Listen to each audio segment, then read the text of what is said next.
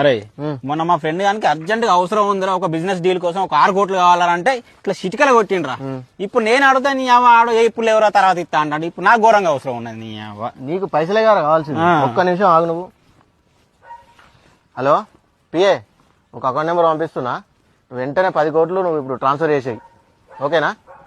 అరే గవర్న ఎందుకు రా, నీ 6 కోట్లు చాలరా నాకు, 10 ఎందుకు? 4 కోట్లు చిల్లర ఖర్చుకుంటే ఉండని రాదురా. ఏమైతే ఎటు పోతారా పైసలు? అంతే అంటావా? మరి నా సిస్ బ్యాంక్ అకౌంట్ లో 100 కోట్లు ఉన్నాయిరా, కానీ ట్రాన్స్ఫర్ చేద్దామంటే నా ఇంటర్నెట్ బ్యాంకింగ్ పాస్వర్డ్ మర్చిపోయినా కస్టమర్ కేర్ కి ఫోన్ చేస్తే బ్రాంచ్ కి వచ్చే సెట్ చేసుకోవాలంటుంది. ఇప్పుడు మనం స్విట్జర్లాండ్ పోవాలి.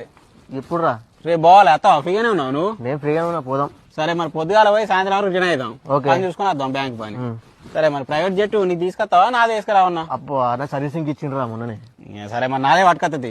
పొద్దుగాల ఇంటి ముందు వచ్చి 6 కొడతా రెడీగా ఉండు. సరే సరే సరే కానీ ఆకలి అయితేనే మన తిందామారా? పర్సులో 10 రూపాయలు ఉన్నాయి కదా మా దగ్గర.